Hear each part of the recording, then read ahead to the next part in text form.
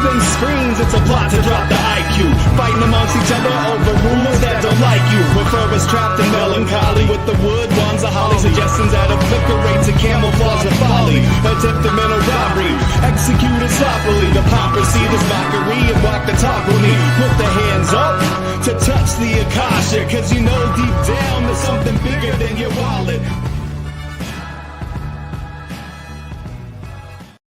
Sweet eternal balance fall that is good, true, and beautiful, friends. Welcome back to Rogue Ways, where tonight we're going to talk about Egypt.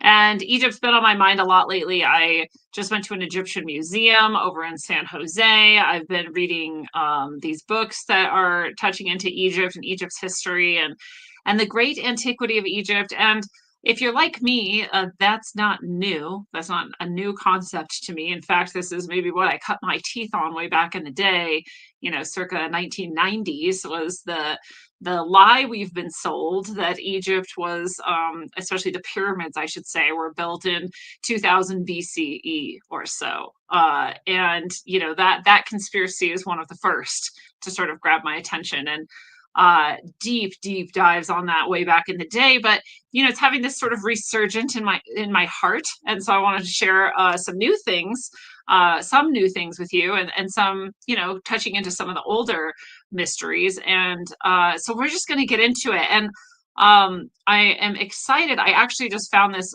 amazing person to follow on Facebook, and so that's exclusively who I'm drawing from for this episode. So I want to give him mad props, and I want to send you to his page. We'll get there in a second. And before then, I want to invite you to rogueways.org. Which is where I have everything that I do. So, the show is one thing I do. I also write books.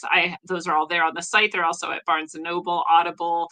If you want to listen to them, you read them, Amazon, they're everywhere. You can also just get them from me. I will send them to you with an inscription, a little channeled message just from me to you. I have a fictional trilogy, in fact, concerning partially Egypt and some of these things, and much, much more. It actually has to do with the cycles of the yugas from light age to dark age through human history. And I have some channeled inspirational books as well. Those are all there on rogueways.org. I'm hosting a retreat this summer here in Crestone. If you're interested in that, you can look into that there at rogueways.org. I have got all kinds of orgone pillars and such in the shop. This one's actually mine. I finally made myself a pillar. I just haven't. I just always make them for other people. Super powerful. And, most of them don't have this milky color here, but this is actually the ashes of my chicken, which sounds crazy. But she died quite suddenly while we were away. And by the time we were home, it was too late to bury her appropriately. And so we just had her cremated, which was weird. I would never pay to cremate a chicken. But she was a dear soul. We were connected. It's not like I didn't love her enough to do it. It's just not my way. So interesting. And so some of her feathers are in this. So you wouldn't get this, for example, but pillars like these that are exceptionally powerful, good upliftment tools for your space, and also just good enhancers of any of the prayer, meditation, manifestation, any of the spiritual work you do. These guys are intense. And so I've got this and more in the site there too, in the shop. So you can go to rogueways.org and find that. And I also do one-on-one sessions with people, past life tarot, sound healing, and more. And that's all there on the site as well. Rogueways.org is where you can access that. Lightning Oracle round, all kinds of good stuff there. So check out the site. There's plenty there for you to see and do. And I also would love your support at rogueways.substack.com. Substack is one of the main ways that I get to continue doing what I do. I no longer have any of my show content behind any sort of paywall. And so if you love what I do and you love this show, Substack's a great way to be able to support me. It's $6 a month. You also then get extra access to the channeled messages that come through the spiritual ancestors. If you want to be reading those as they come through or see the archive of them, that's all there on Substack as well for the paid subscribers. There's also plenty of free articles, including Vaccines Harm You, allegedly, where I go through all of the high quality sources that prove that vaccines harm people irreparably. And unequivocally. So if you want to be able to have a high source resource like that, I'm always writing free articles as well as those channeled messages that are there for the supporters. So rogueways.substack.com is where I would love to have you subscribe for free or at the paid level. Both are awesome. I thank you all for being here and for being you. And let's get into it. So Felipe Alvarez is the person who I found on Facebook. Other than having found him on Facebook and loving his posts, I don't know anything about this person.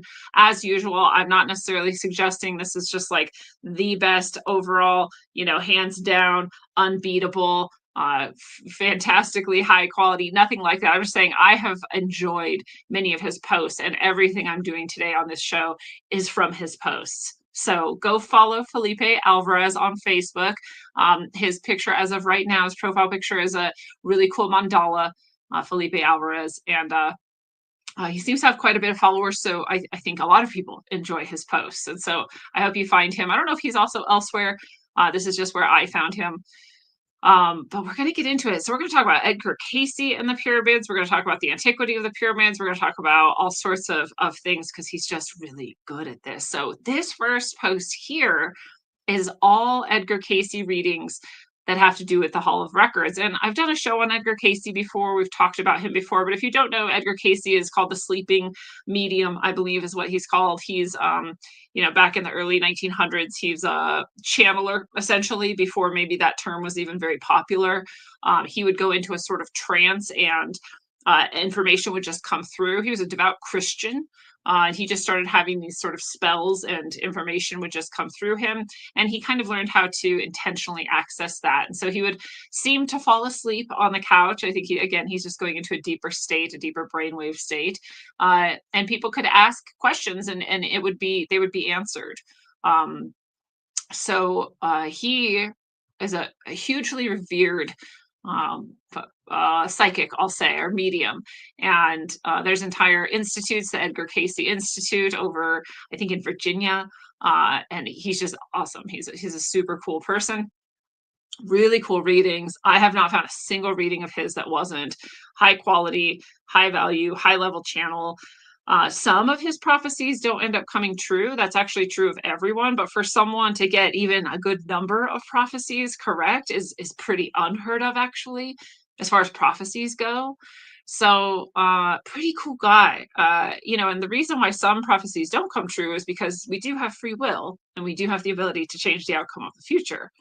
There's some things that are like pretty likely, like it's going to happen. And there's other things that's like, yeah, depending on what you choose and what everyone does between now and then, might not. So that's my take on why some of his prophecies aren't true, haven't come true, or at least not yet. But so many of them have. He's got a high batting average. Really cool guy. So if you for some reason don't know Edgar Cayce, really fun rabbit hole to go down. Go check out the episode I did on him, or just go to the Edgar Cayce Research Institute. So here's Felipe Alvarez's post on Edgar Cayce's readings about the Hall of Records. You may have heard of the Hall of Records being prophesied by Edgar Cayce, and these would be a chamber under the Sphinx. So these are all quotes from various readings of Edgar Cayce's. This first one says, there is a chamber or passage from the right forepaw of the Sphinx to the entrance of the record hall or record tomb. This was sealed when the last of the priesthood left these records, and may only be entered by those who have purified themselves according to the rites of the Temple of the Sun. That was a June 29th, 1932 reading. I'll keep this in mind, right? Only those who have purified themselves according to the rites of the Temple of the Sun may enter. I mean, is that like a physical thing that has to be done and somehow this temple really won't open unless you've done this process? Is it a spiritual thing and you actually can only access this record via the astral, right? Via remote viewing or something like that. That's my take, honestly, but we'll see what else comes out. He says, in this chamber are the records of the Atlanteans, the builders of the Great Pyramid, and the history of the earth up to that time. These are written on stone tablets, gold, and other imperishable materials, guarded by forces that may only be understood by those of the law of one. Again, much more of a spiritual thing than perhaps a physical. Not to say that there isn't an actual physical hall that contains physical records, but that perhaps you can't even get in except on the spiritual plane. And that's what's really fascinating to me. He says Atlantean. Again, this is something that isn't even recognized by current historians or most, really, that we did have an enlightened and much higher level technologically advanced civilization prior to the cataclysms, which were at the very least 10 to 12,000 years ago. That prior to that, we had a long-standing civilization. We call it Atlantis, and that even before Atlantis, there were other prior civilizations. So this goes way back, right? And Edgar Casey was one of the reasons why some people believe that's true. I have many, many, many, many, many reasons to believe that's true, but this is one of them, right? So the law of one only may only be understood by those of the law of one.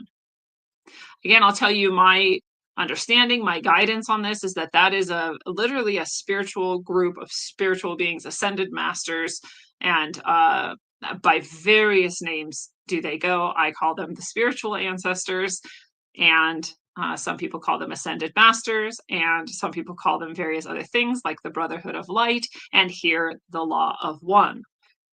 Many different names this group goes by. The records of the Atlanteans, that says, are in 3 places: in the sunken portion of Atlantis, in the Temple of Records in Egypt, and in the Yucatan.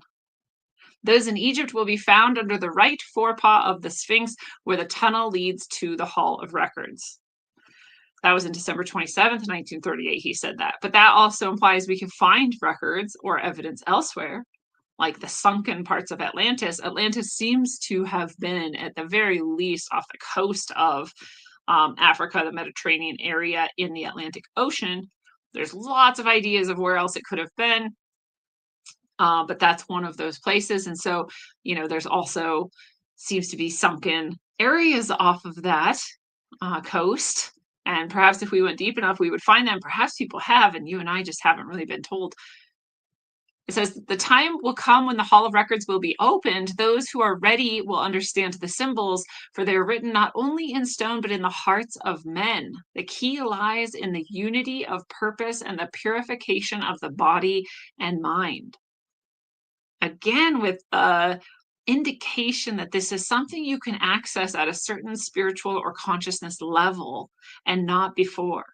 And that even if you didn't think you understood, let's say, the language this was written in, you would understand it anyway, because it's actually in the Akashic record, you might say, or in the information field, you might say, or written in your heart, as he says. You already know, actually. And this is the message that I tend to receive and have channeled through. In fact, The Key of Transformational Healing is a channeled book I did, and this is essentially the message there. They say, you already know everything. It's all within you, literally. You already have it. You just know. You just don't think you do. You've forgotten. But you'll remember, they say. You'll remember. And so it has to do with your intention, your heart, your purity, all of those things, whether or not you can access this type of information. So it's really been true in my experience. And here we have Edgar Casey saying so as well. He says in another reading, in the Hall of Records are the crystals through which the Atlanteans communicated with other realms. These are not of this earth, but were brought from other systems when the sons of the Law of One walked among men. There's some interdimensional beings hanging out on Earth, bringing crystals. Crystals would be the way to have sort of quantumly entangled light that could be held in a certain place and used to communicate across vast distances and times. That's exactly why cell phones work, by the way, is crystals. It's exactly why computers work, it's crystals. It's exactly why we can do exactly that, but on a much smaller, kind of shittier scale. But it is crystals that allow us to do that. So it's the same technology, essentially, which is hilarious because people pretend like people who like crystals are like retarded. It's like, well, no, sorry, you might be the retarded one if you don't understand that that's literally why our technology works. It's crystals. It's not woo-woo. It's just science fact. So in the Hall of Records, they say there are these crystals. it reminds me also of the crystal skulls, and I wonder if the sort of main crystal skull. I know there's supposedly like 13 main ones, but there's one that has like the most fame. It's like the pure crystal skull. I wonder if it came from the Yucatan, right? I wonder if that's in connection with his reading part of that part of that prophecy. That'd be really interesting to know. It'll let me know in the comments if you do know, or send me a message otherwise. Another reading, he says, the Hall of Records will be uncovered when humanity has reached the state of readiness, not through force, but through spiritual alignment. The Sphinx itself holds the key, and its gaze points to the time when this shall come to pass. So where the Sphinx is looking points to the time when that will occur. And it's interesting because I've seen that the Sphinx is aligned to perhaps the age of Leo, which would have been maybe even 26,000 years ago. But I wonder also if it's aligned with the age of Aquarius, which is said to be here by some, said to have come, 60 years ago by some, and said to be 400 years off by some. And no matter what anyone tells you, it is not actually officially known. That's why there's so many people saying so many different things about it. It really depends on how you decide an age should be calculated. When the last one started, when this one started, which astrology you're using.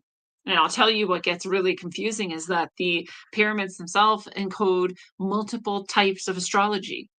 And all of them seem valid and verified. So when does an age truly begin? Where is the Sphinx actually looking? At which point in the year do you measure the gaze? Is it at the vernal equinox? Usually that's the day, right? That's like the actual new year in all occult, all sort of traditional, all sort of esoteric, all sort of magical, alchemical traditions is the vernal equinox, the spring equinox. So what does the Sphinx see in the sky at the vernal equinox, and is that the age towards which we are looking? So interesting stuff here. And again, about this readiness, right? You can't force it. You can only receive what's in the Hall of Records through your alignment, through your consciousness. And honestly, thank God. There's a lot of people who are like upset that not everyone can just suddenly access like every spiritual truth, and not everyone can just read the Akashic records, and not everyone can just, discover these things. And it's like, man, I know plenty of people who would not do well with that. I know plenty of people who would misuse it. I know plenty of people who would abuse it. And don't you? So thank God it's only available to those who are in actual alignment, and that this is something you can't fake, right? You can't force it. You can't fake it. You can receive it only when you're ready. As they say, that when the student is ready, the teacher will appear. Well, when humanity is ready, the records will appear, right? So Felipe Alvarez points out the recurrent patterns in the reading is that it's beneath the right forepaw of the Sphinx, this Hall of Records, that the Atlantean records are inscribed in stone, gold, and crystal, that it requires spiritual purification rather than physical excavation, and that it establishes a symbolic and historical link between Egypt, Atlantis, and the Mayan civilization. And that is a recurrent theme over and over again. And many people who work with the pyramids, with ancient Egypt, and especially if they're of an esoteric or mystical sort of tradition, those are the things that sort of come out. Unless you're in mainstream archaeology, mainstream history, you're like brainwashed by your college or university programs and whatnot to think a very certain way, these are the themes that come out over and over again for anybody with an open mind. So pretty interesting. Egypt, Atlantis, and the Mayan civilization are all linked. He has this image here on this post as well that reminds us that Edgar Cayce was illiterate, essentially. It says, illiterate man becomes a doctor when hypnotized. And it's true, he'd go into this trance, and most of his readings were of a medical nature, because that's what people's needs tend to be. If you've ever done any sort of work like I do, or like Edgar Cayce, or whether it's spiritual in nature or it's just service, health and service based in nature, it's like this is what people, for therapy, for anything, they're coming to essentially for relationships, for health. Like money often, right? And that's kind of it. That's what most people, which makes sense. That's what most of us are worried about. Right? Am I okay? Are my relationships good? Right? And do I have enough money? So it's pretty good pattern. And so a lot of his readings were that, but his readings also brought things like this forward, about the Hall of Records. So let's go a little deeper. Felipe has another post. This is from March 28th of this year, and he says Edgar Cayce readings about Egypt, as recorded in official Edgar Cayce Research Organization archives. Again, you can go access all of these yourself directly through ARE, is what they called. What is it? Advanced Research something. I can't remember. But if you search for Edgar Cayce ARE, you're going to find it, and you can become a member and get access to all of the archives. And as far as I remember, it's very affordable. It's pretty cool. And they also have plenty for free, and especially the health information. So if you have a health concern and maybe no one's been able to really help you with it, it's totally worth going there, checking it out, researching it, seeing what they do have for free, even maybe becoming a member. Great organization in general. So about Egypt, in general, here's some more Edgar Cayce. He says that the Great Pyramid of Giza was built by the entity Hermes or Thoth in the period of the division between the children of the Law of One and the sons of Belial. It was begun and completed in the period of Ararats. It's literally Araaraart. Ararats time, with Hermes as the guide. The pyramid was built as a place of initiation and as a record that would be read by those in the future. The position of the pyramid in relation to the heavenly bodies at that time is a record in stone of the history of man's experiences in the earth and his development. The various chambers represent various phases of human development through which each soul, each entity must pass in its evolution.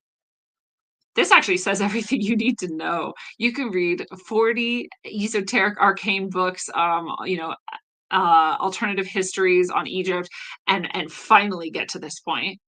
Or you can just read Edgar Cayce and understand it. He just wants straight to the point. So again, it was built by this entity, he says, entity, Hermes or Thoth, and you can think of that however you want. Again, I'm going to call it spiritual ancestors. You can call it the people of the Law of One. And they built this as initiation, but also as a record. And so again, we see this again and again too. The pyramids are not a tomb. I think it's like blatantly obvious that they're not a tomb. I think it's blatantly obvious that the guy who wrote his name on them in 2000 BC was not the builder. I think that's obvious. I think the people who argue that are weird. I'm not sure what they're like trying to hold on to, but like it's pretty obvious. Not a tomb, not built in that year. And if you look at the outside of the mainstream narrative, the actual records, they all say this. So Edgar Cayce channeled it through, but we have records that say this about the pyramids. We have records that say that all Egyptians essentially said, these pyramids are not ours. They were here and we came. They were here already, and then we were here. They all said that. Now it's not that. But back when they were first starting to sort of gather this information, all the way from Plato's time and before, and all the way up till, 1800s. And so they still said that. It's only in the very, very modern time that they've decided that, no, we built this, and how dare you say we didn't, and how dare you say we couldn't. Well, I'm not saying you couldn't. I'm saying none of us could. Like literally none of us can do this. No, but not even today. Definitely not 4,000 years ago. But in a lost civilization where there's technology we don't have now, totally possible. Totally possible. In fact, the indication here being that it was built by basically like a spiritual nature or a technology we don't understand.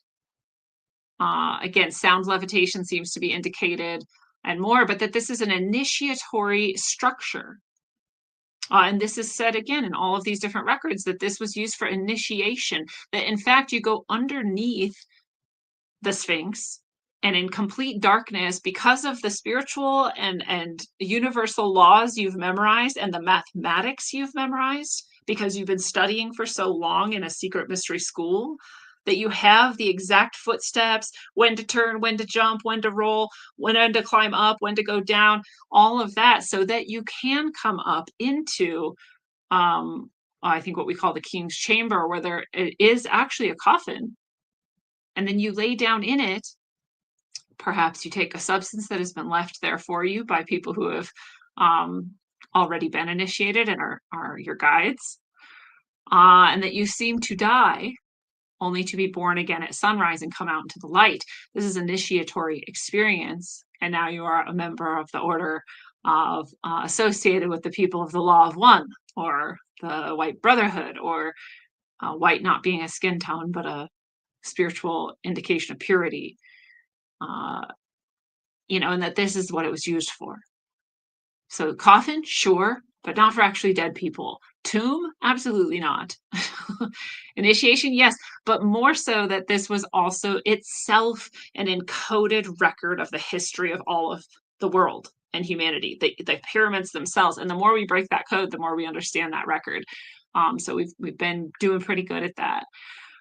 So another reading, he says, the pyramid was built by the application of those universal laws and forces of nature that allow iron to float in air, or stone to be as flexible as rubber under certain conditions.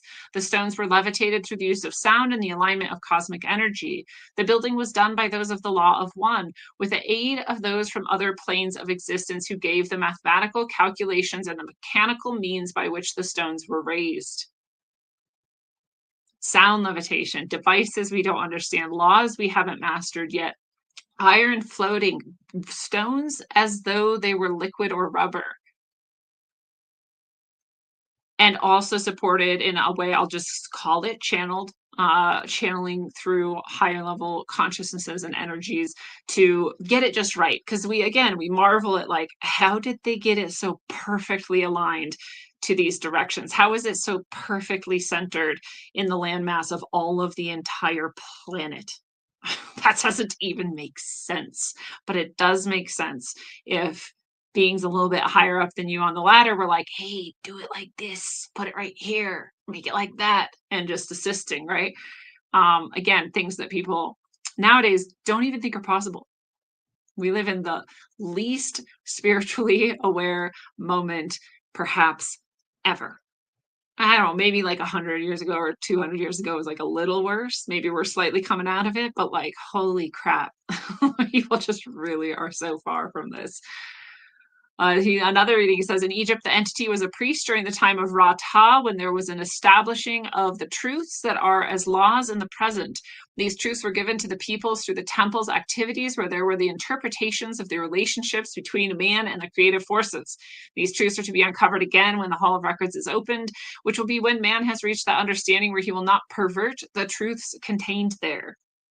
This is the same way as saying when you've become spiritually aware enough, or when you've become purified enough, or when you are ready, right? When you're not going to misuse or pervert these laws. We can't even stop like killing each other right now. So if we had the ability to levitate a stone and turn it to rubber and create whatever we wanted, I don't know what we would do, but we probably wouldn't create something like the pyramid that could last for thousands of years in order to guide humanity through its future. We probably wouldn't do that. We're like a little bit selfish and short-sighted for the moment. He says the Sphinx points to that period when there was the last change in the Earth's position, when the pole shifted, and to the time when there will be the change back to that position which existed at the time of the building of the pyramid. The face of the Sphinx was altered from its original form, which was that of a lion, to represent the union of human and animal consciousness, showing man's development through the ages. That's a nice way of interpreting it. I think it was changed because people are selfish and they want to see themselves on a giant sphinx's body instead of the lion that was there. But whatever. But he also talks here about the pole shift, which we're about to go through again. This is the time we're in right now. This is the time of cataclysm. We've got, as far as I'm concerned, it's within the next 8 years. A lot of people say it's 10 years, 20 years, 40 years, 300 years. Again, just like the age of Aquarius, like no one shall know the day or the hour. But from what I've been told by my guidance, it's within the next 8 years. And that's okay. Obviously, humanity survived it last time. We're going to survive it again. Will things will dramatically shift? Yeah, sure. For sure. Life's a trip. But he says it's just going back to how it was before. And this is the thing that's so interesting. Over the years, I've written about it, I've talked about it, I've done shows about it, but it's become obvious to me that The Aryans is another way to describe these people who were perhaps the sons of the law of one, or the predecessor race, the Atlanteans that came before. And we now know them as Aryans. And not everyone, by the way. Most people believe that that's some sort of a racist term or idea, but that these people, when the pole shifted, came out and around the globe and mixed into the other groups and people who weren't quite as advanced as they had been. And in doing so, left record everywhere of these amazing people that just showed up after a cataclysm and were teaching people about civilization and how to do things. And, we have that all over the globe. And so that used to had been the North Pole, and that would have been right there, right off the coast of Africa or so, somewhere in there, right where the Atlantic is, would have been where Atlantis was. That was north. Now it's just on the equator, right? So things will just flip back the other way again. It's not a complete 180, it's more like a 90-degree turn. And so perhaps that will be, again, the North Pole. We'll see. He says, in the pyramid, the initiate underwent trials in the various chambers, symbolizing the journey from materiality to spirituality. The king's chamber represented the final stage of enlightenment, where the entity communed with the divine, the entity being the person who was undergoing the initiation. The passage to this chamber is so arranged that only those who had attained a certain degree of development could pass the various tests that were in the different chambers. So again, you would have had to study for years, understood universal law, really have mastered yourself in order to get through, not just because it was like a scary dark chamber, but because you had to know all those things in order to make it through. And again, it sort of reflects that idea that like only of a certain consciousness and spiritual level can you access the Hall of Records. Only of a spiritual consciousness and certain level of development could you make it through the initiation and get to the final stage. And I'll say again, according to my guidance, people did die attempting it. So it was sort of like, it's now or never, it's do or die. Literally, are you ready? You don't do this until you're ready. Sounds kind of brutal, but it's a thing. He says, when Atlantis was destroyed, the records were carried to Egypt by Iltar and deposited in the Hall of Records. These include not only the history of the destruction of Atlantis and the scientific knowledge of that civilization, but also the prophecies of the changes that were to come upon the earth.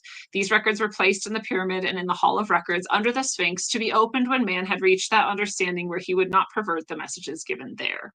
So again, this dispersal of people after this cataclysmic event, one of them, or some of them under that one's leadership, made it to what we call Egypt and constructed all of this. Otherwise, again, later peoples were like, we just live here. Some guy did that crazy structure that you can see for hundreds of miles. That's not ours. We're just here with it, which is what they said. He says in another reading, the passageways of the pyramid mark the time when the soul enters into materiality, the exodus of the Israelites, the birth of the Messiah, and the present era. The end of the chronology is 1998, when there begins the period of preparation for the shifting of the poles, which is wild because 1998 for me personally was like the year that I was like online again. I was like, oh, I had been taken to the center of the universe. I had been in connection now with spiritual beings that no one had ever given me any sort of preparation to try to understand what was happening or what this was or what was going on. It was intense, and it was right about that year.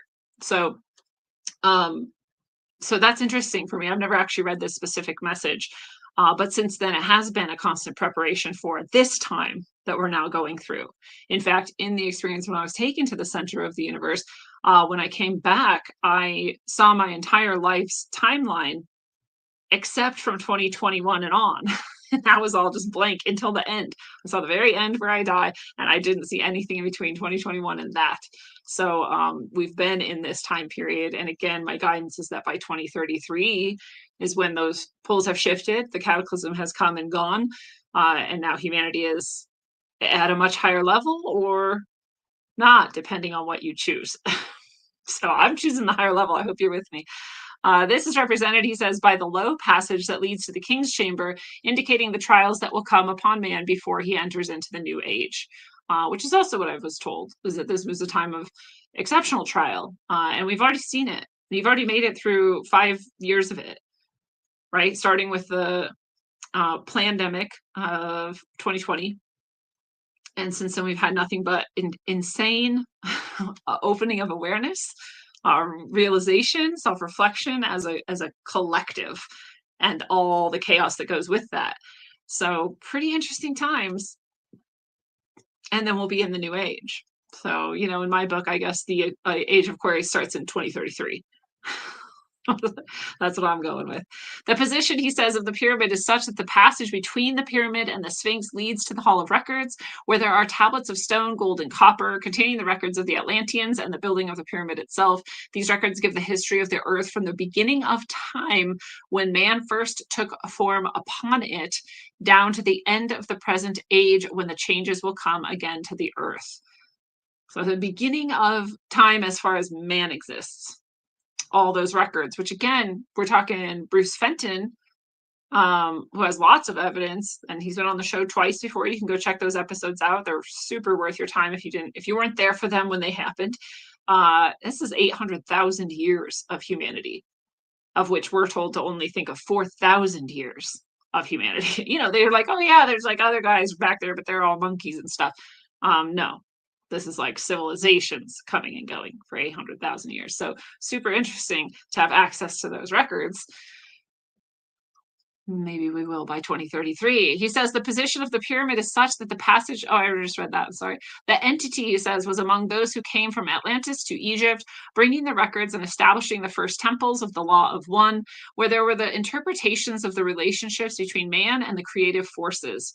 The entity was among those who assisted in the building of the pyramid and in the preparation of the records that were to be preserved there for future generations.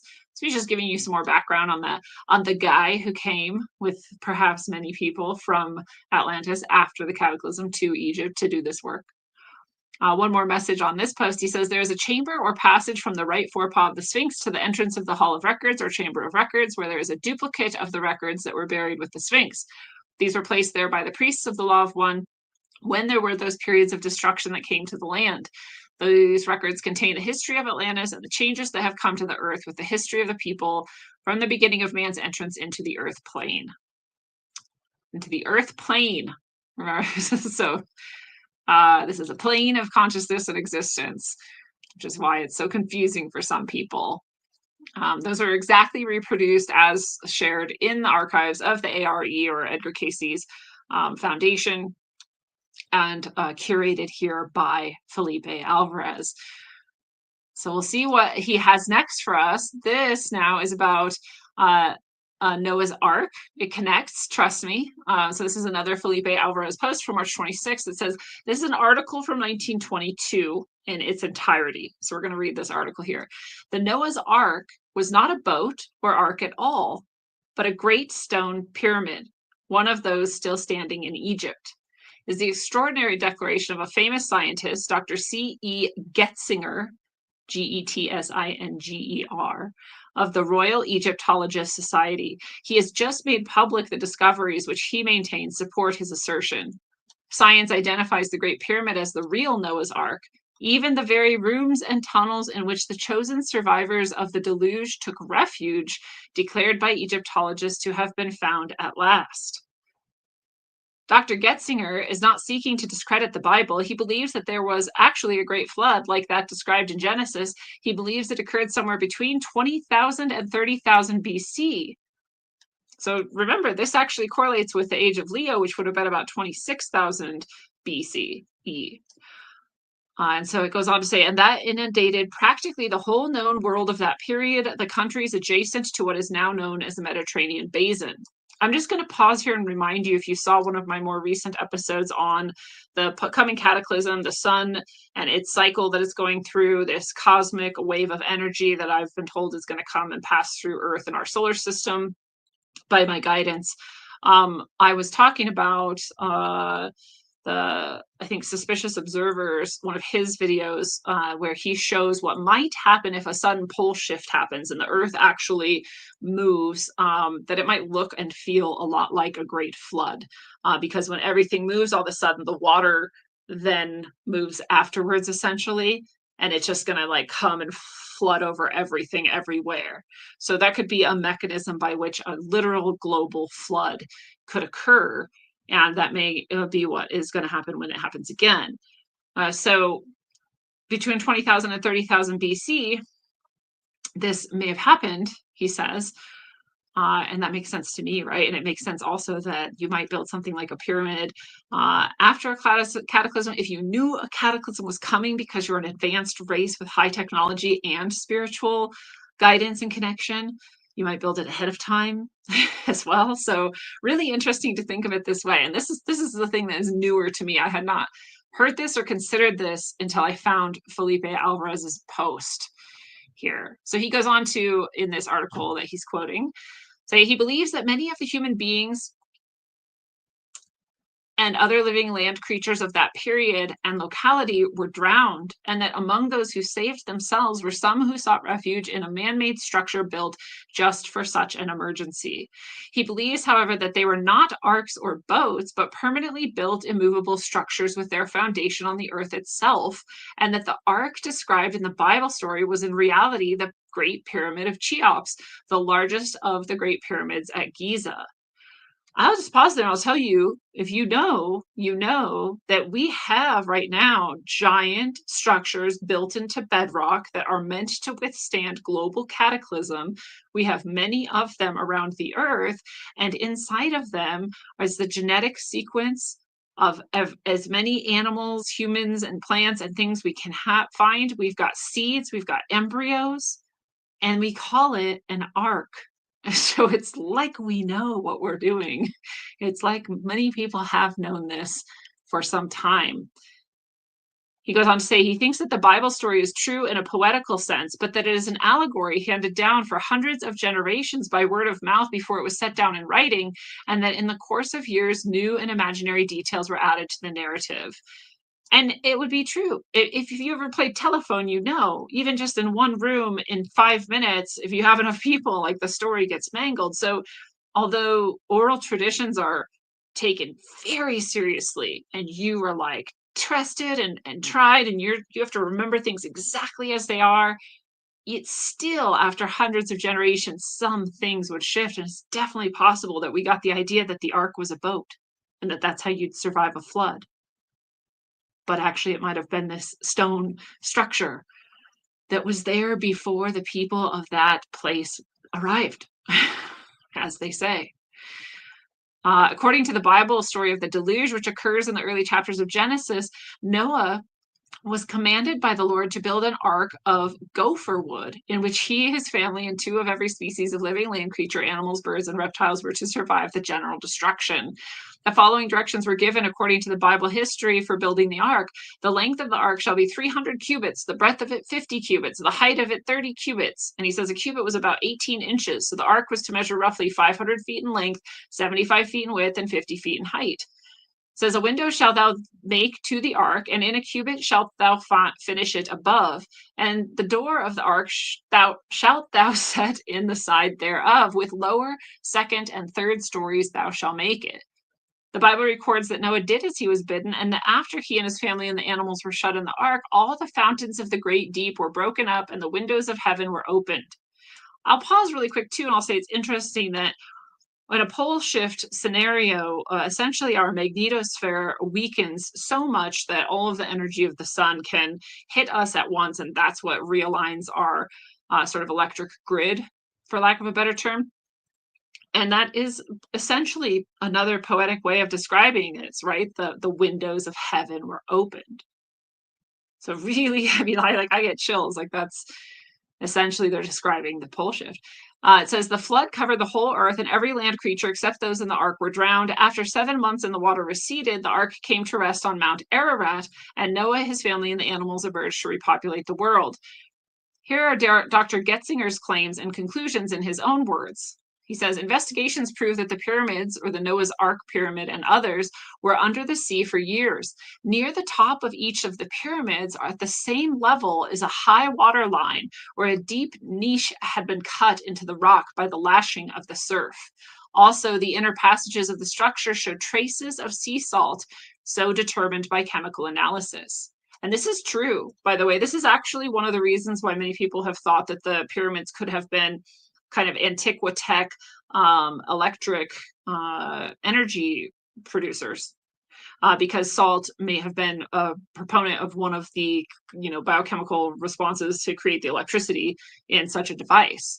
But here's another explanation for it, was that it was underwater, under seawater, which is insane, which would happen in a global flood. So super fascinating, most likely the actual truth. And it goes on to say, these monuments were really constructed thousands of years before the reign of Cheops and before the period of Egyptian civilization to which they've generally been credited. All Cheops did was to repair them by covering them with a casing of outside stone. They stand today as a monument to a much earlier civilization. In the Great Pyramid of Cheops, there are 3 chambers which correspond to the biblically recorded directions to Noah for construction of the ark against the arrival of the predicted flood. The instructions were a lower, a second, and a third story shalt thou make it. These 3 chambers, named by Noah for his 3 sons, Shem, Ham, and Japheth, were intended to represent the 3 strains of life and intelligence. The lower chamber was Shem's to symbolize animals which have no souls. The second chamber went to Ham to symbolize people with lesser intellectual and spiritual attainment. The highest chamber, that of Japheth, symbolized the inspired teachers or spiritual intellectuals with greater understanding. It's kind of mean to have some of your sons be animals or lower intellect, but it's interesting because that's exactly what they represent in that initiation process we were describing. If you come up through the pyramids, you're going to represent having risen above your animal nature, having then at least achieved this general humanity level of achievement, right? And then having achieved the highest level, you're up in now the king's chamber where you're reborn. So, which is all sort of spiritual traditions, as you reach a certain level and you're reborn as your truest self, having cast off all of the lower aspects of your nature. Or a better way maybe to think about it is having integrated them. So it goes on to say the entrance to Cheops is 52 feet above the ground, so placed that the polar or north star could shine directly into the interior, which it did according to astronomy about 30,000 years ago. So again, we have this indication of 20 to 30,000 years, 26,000 years or so. And so after its complete cycle, it does again today. Because as if you don't know the great procession or the great year of the ecliptic is about 26,000 years. So yeah, we would have come full circle in a whole great year where really, really interesting. It goes on to say, I do not conceive that the actual animals entered the pyramid or ark. I assume that the so-called animals refer to the animal signs of the zodiac: Aries, the ram, Taurus, the bull, Cancer, the crab, Leo, the lion, Scorpio, the insects, Capricorn is the goat, Pisces, the fish. He says the great flood of Noah's time did not cover the whole earth. It included only the ancient lost continent of Atlantis and Egypt. While Atlantis still remains under the sea, the Egypt and arose after years of immersion and was resettled by migrants from other lands and their domestic animals. I don't know for sure. It seems to me that it was global, just like we just talked about a pole shift could be. But, at the very least, it was in that area. Aside from its identification of Noah's Ark and the Great Pyramid, this is revolutionary because it puts the date of the building of the pyramids thousands of years before Cheops, who has been generally regarded as their builder, and attributes them to a lost civilization which preceded the Egyptian. It is known from 1,000 different sources that the Egyptians did some building in connection with the pyramids, that they used them as tombs for their kings, and that they claimed them as their own. But as a matter of fact, all the modern world really knows about the original construction of these remarkable monuments is the story told by the Greek historian Herodotus, who visited Egypt about 450 BC, a comparatively late period. Herodotus says that Cheops built the pyramid which bears that name, but Herodotus was a credulous and highly imaginative writer who believed fantastic tales that were told him by others and often embroidered them further with his own fancy. I don't know. I've never actually looked into Herodotus, but that'd be interesting if that's actually true. And finally, they say here, the Great Pyramid of Cheops, which Dr. Getzinger says is the real Noah's Ark, is the most interesting of all the pyramids in Egypt. It covers over 13 acres, 755 feet square at the base, and about 481 feet high. It has far more inner passages and chambers than any other structure of its kind. The mathematical accuracy of its construction is marvelous. I want to say nearly impossible. It's like beyond marvelous. It's just, it blows the mind even modern times. And finally, the upper chambers used as burial places for kings and queens were completely hidden behind walled up passages and were only discovered by archaeologists in modern times. So pretty cool. Pretty cool article to have found from 1922. 1922 was sort of this golden age of thought about the past. People were like awakening, they were asking questions, there was all this research into it, there was really bright minds that weren't yet controlled by the Smithsonian and the institutions. And so we had a lot of this sort of stuff going around, and people now are just like, oh, everyone back then was a stupid idiot liar. And that's the way they explain it away. But they weren't stupid. I mean, you could read their books and you go, wow, that's pretty crazy, actually. I just found another book you'll find me summarizing on my Substack eventually, as is my want. But we'll move on here. So one more of Felipe Alvarez's post. It says, what lies within the monumental cylinders and the network of subterranean structures discovered on the Giza Plateau? So this is just sort of an exploration of that more recent alleged discovery. Alleged imagery shows these insanely huge cylindrical structures that seem to come down and out of the pyramids. We have no idea, right? We don't know. This is so new. It's also like there's so much often lies. There's also could definitely be a new thing going on here. And I'll just say that could also be energetic in some way. It doesn't have to imply a physical structure, especially because of what I know and have been guided to understand that the pyramids do also affect our energy in general in a positive way and help stabilize it. So that could be part of what's going on here. But let's read his post here again from Felipe Alvarez. He says, Crantor, circa 300 BCE, asserted that certain subterranean pillars existed in Egypt. Well, I didn't know that. So this adds to some credibility to this imagery that we're seeing more recently. Containing a written record in stone of prehistory, and that these bordered the access routes connecting the pyramids. In his renowned treatise on the mysteries, particularly those of the Egyptians, Chaldeans, and Assyrians, Iamblichus, the 4th century Syrian representative of the Alexandrian school of mystical and philosophical studies, recorded the following information regarding an entrance through the body of the Sphinx leading to the Great Pyramid. He says, which is what we already have been talking about. It says, this entrance, now obstructed by sand and debris, can still be traced between the forepaws of the crouching colossus. In antiquity, it was sealed by a bronze door, the secret spring of which could only be activated by the Magi. It was guarded by public reverence, and a form of religious awe ensured its inviolability more effectively than any armed protection. Within the belly of the Sphinx, galleries were hewn that led to the subterranean section of the Great Pyramid. These galleries were so ingeniously interwoven along their course towards the pyramid that without a guide, one who entered the passage would invariably and inevitably return to the point of origin. I'm going to say and or die, as I previously said. So pretty wild series of underground mazes and tunnels is what it sounds like.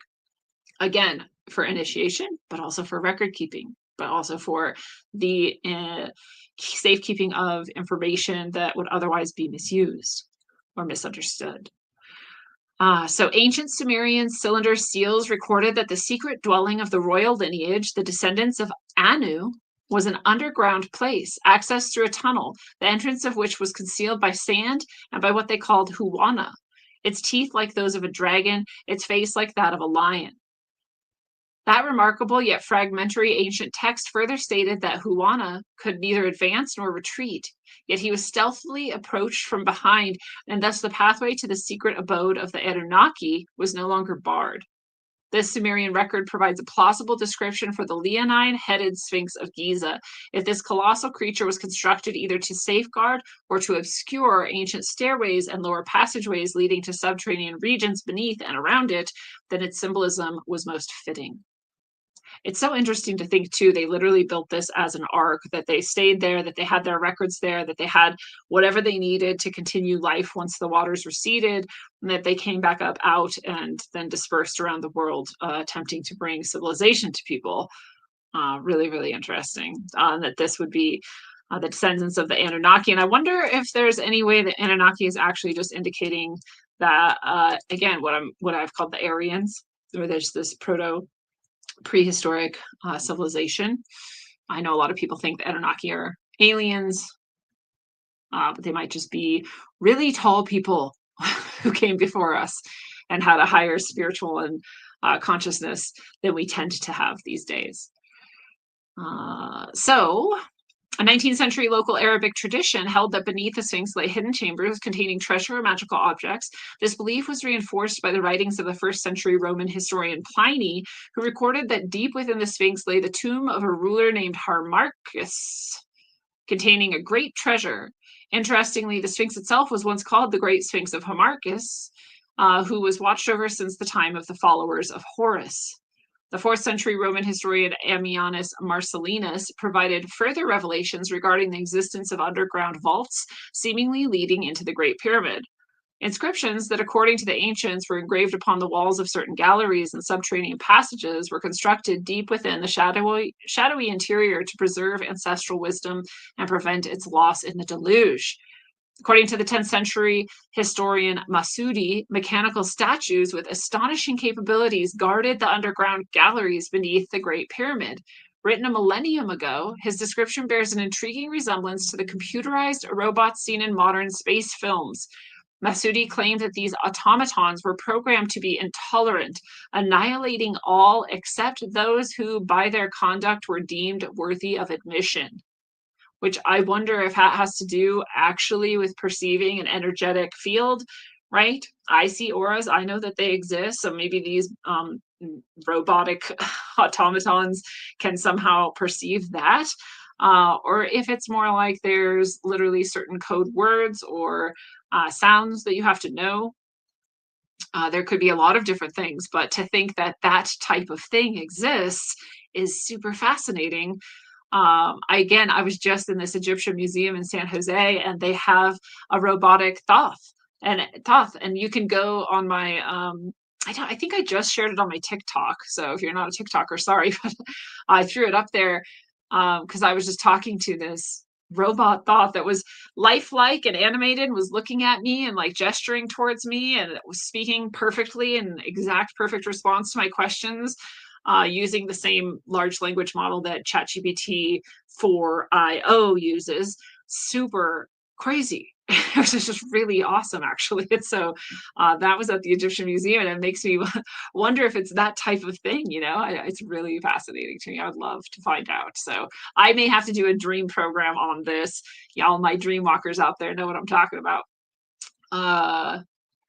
So he further asserted that the written accounts of wisdom and knowledge in the various arts and sciences were concealed in the depths so that they might remain as records for the benefit of those capable of comprehending them in the future. This is an extraordinary statement, suggesting that since Masudi's time, worthy individuals may have gained access to the enigmatic subterranean chambers. Masudi himself confessed, "I've seen things which one does not describe for fear of being doubted in one's intelligence."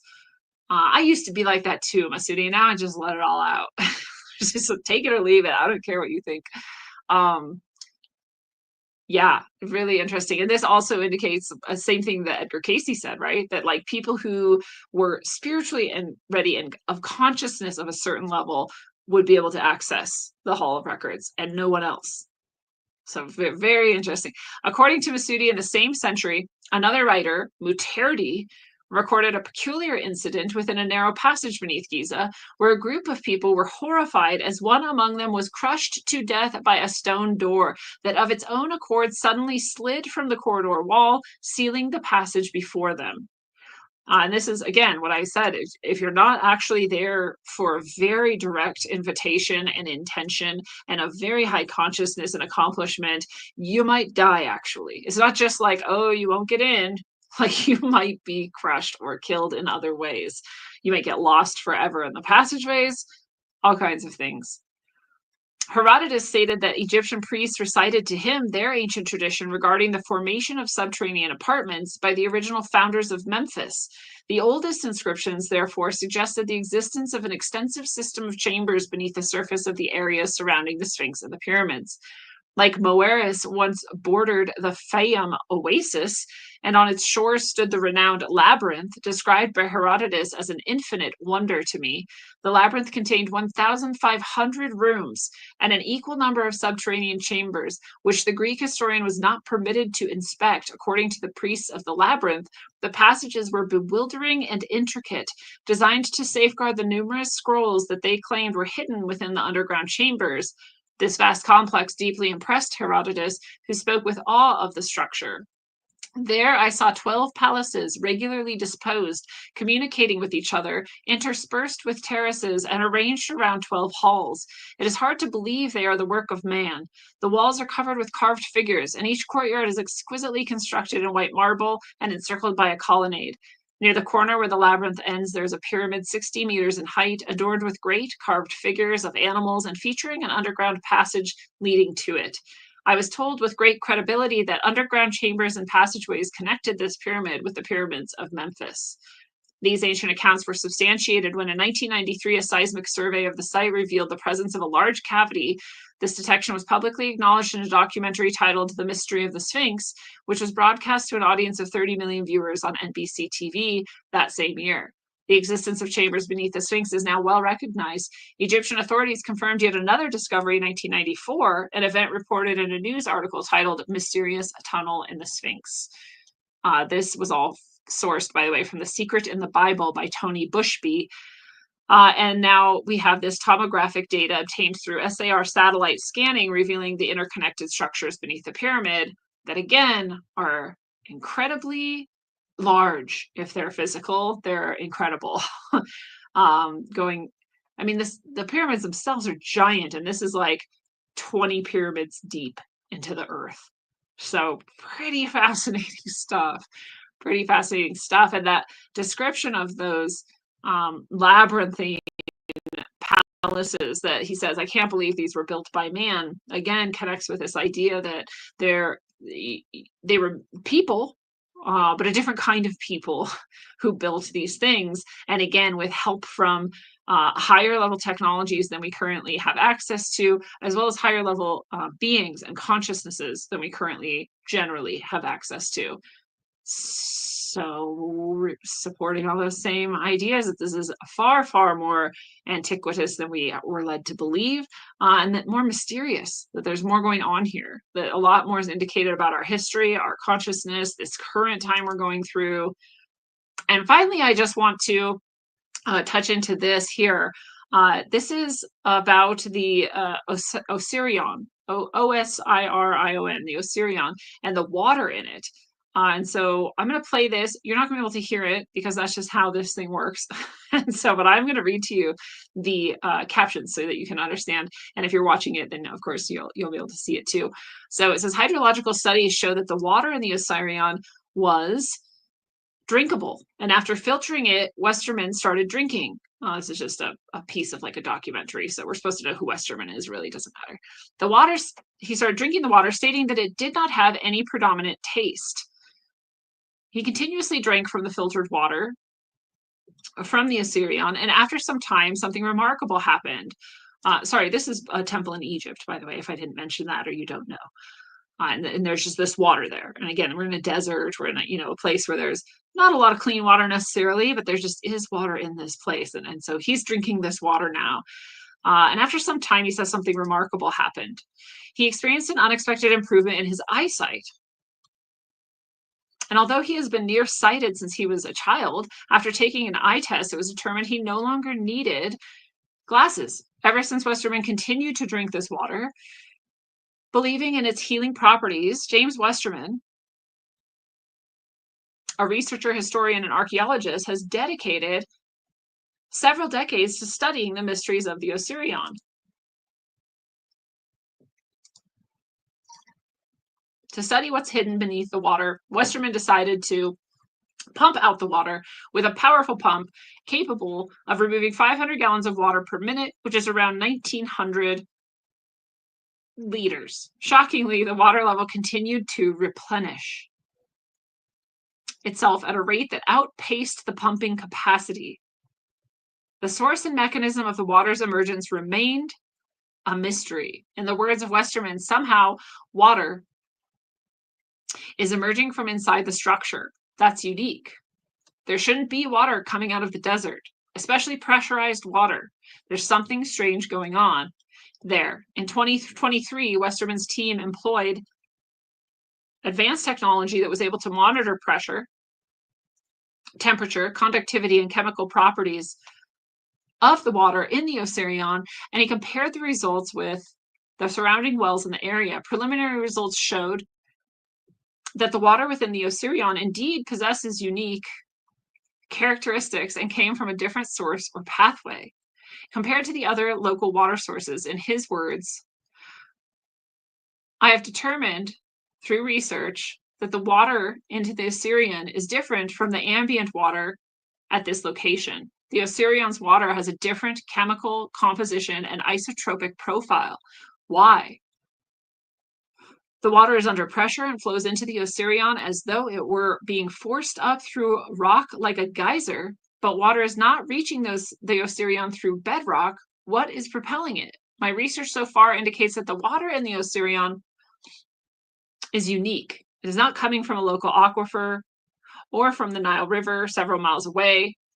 Further scientific investigation will help me determine where it's coming from. Another anomaly about the water is a strange temperature fluctuation that wasn't natural. It was as if something was heating the water beneath the Osirion. The water surrounding the structure is measured at 16.9 degrees Celsius or 62.5 degrees Fahrenheit, while the water inside the pipe registers at 23.8 degrees Celsius or 74 degrees Fahrenheit. This presents a notable deviation, which seems to contravene the second law of thermodynamics, which states that heat cannot spontaneously transfer from a cooler to a warmer body. This suggests that some unknown force is warming the water inside the pipe. Despite it being enveloped by cooler, no one knows where and what is the source of the water, how it replenishes so quickly in the middle of the Egyptian desert, and what is the scale of the entire complex that is now underground. Furthermore, the Osirion's subterranean layout is highly unusual for Egyptian temple architecture. It is situated 15 feet below the ground level, a feature that is both unique and puzzling. Some researchers propose that this could be due to the temple being much older than the surrounding structures, possibly predating the sands and soil that have accumulated over millennia. There are also water erosion patterns found on the limestone enclosure around the site, which some argue could only have occurred if the structure was built before the end of the last ice age, a time when the climate in the region was much wetter. Perhaps the most intriguing aspect of the Osirion is its subterranean nature and the presence of water.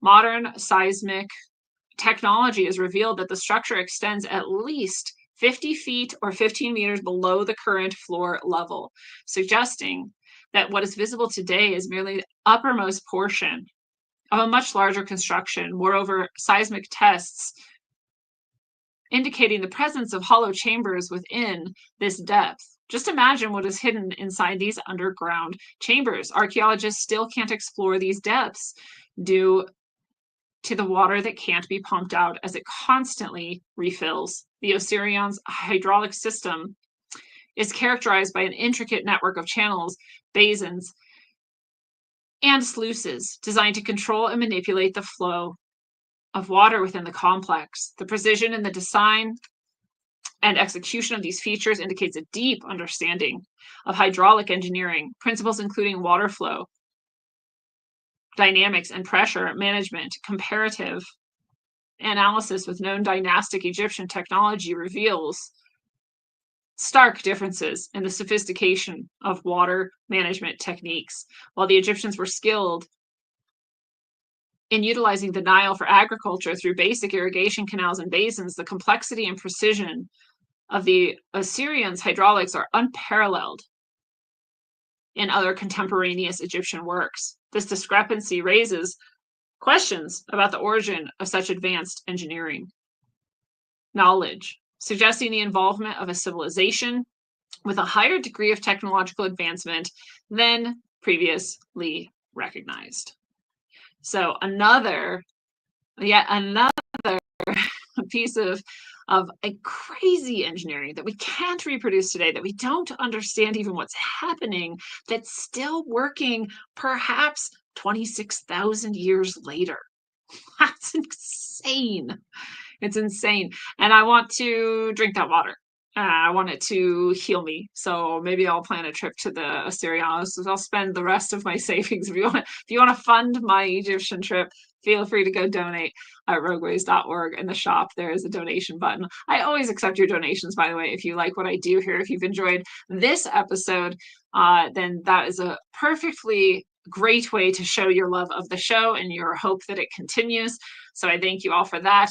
And again, I've also been writing about Egypt here on rogueways.substack.com. This most recent post, just as of April 22nd, is the pyramids encoded light in stone, which kind of covers some of the same ideas we've been talking about today, but a few different angles, a few more little tidbits here. No Edgar Casey stuff in here. This is a sort of review of a book called The Symbolic Prophecy of the Great Pyramids. And so reading that and some of the other posts here, the last post I did was also about ancient Egypt's heritage from another book that was Universal Spiritual Truths in Egypt. Or no, it's actually just called Egypt's Ancient Heritage, my bad. That's also there on rogueways.substack.com. Again, I tend to write about all kinds of things. Anything that isn't channeled messages is free for anyone to come enjoy. I really appreciate you being there. I appreciate you subscribing there. I appreciate you sharing these articles if you find them helpful or if you love them. I appreciate you commenting on them. That always bumps them up in the algorithm so other people can find them more easily. All of those things are great ways to show your support. And again, if you become a paid subscriber, you do get channel messages such as spiritual purification, all of the posts on this current time of Earth changes, the coming changes that we're going through, the way the Earth will shift, what you need to do to be prepared for it. That's all in the spiritual channeled messages that are here for paid supporters as well. Super cheap. It's $6 a month. You can do it all at once for a year, and it's even cheaper, which is really cool. So all kinds of good stuff there. I really hope that you check that out at rogueways.substack.com. And that is the place to be. It's just a great way to support me and what I do. And episodes like this are here because people like you take the time to love them, share them, like them, comment on them, and then go over to that Substack and show your support. So again, thank you for being here and being you. And whatever the truth is, there's a couple things that seem blatantly obvious to anybody who pays attention long enough. And that is that there was absolutely people with greater understanding of the universe and the laws of it than us in the past. That we have fallen from those great ages down into what can only be called the dark age. That we are here trying to remember who we are, what we are, and that we're about to go through another major shift, at the very least, a pole shift, some sort of cataclysm, but it might not be as destructive as some of them have been, but that they've happened over and over and over again, and that it's not a plot, it's not a secret. The secret is that it's been kept from you, that it isn't just shared with you in regular education and, because it's known. That's the plot, but the plot is not that it happens. The Great Reset is not like this devious scheme by some beings to keep you unenlightened. It's just the natural cycle of this place that we're in Earth. And so here we are coming up to another one, seemingly. It's all indications point to yes. And again, it's not just woo-woo. It's not just because my guidance told me. It's also reflected in the sun and the sun cycle and what it's doing. It's reflected in the lowering of our magnetosphere. And it's reflected in the increasing climactic chaos, natural disasters, and the like. And it's also reflected in the collective's activities and what you see going around us and these big political and economic shifts that are happening, all of those things. So it's happening on all levels, and we're here through it together. But, a way has been shown to us, and just like all humans have survived these shifts in the past, we will do so again. How easy or difficult that is really has to do with how much you're like hanging on for dear life, terrified and stressed out and just, or how much you're like, yeah, it's just what it is. I trust. So I hope you can let it go and let it flow. And if you can't, I'm here for you. You can come connect with me. We can do a session together. All kinds of good stuff can come through, or you can just stick around Rogueways and keep getting pumped up, hyped up for the shift. So either way, whatever you do, travel well, aim for balance, and always look inside first. Mwah.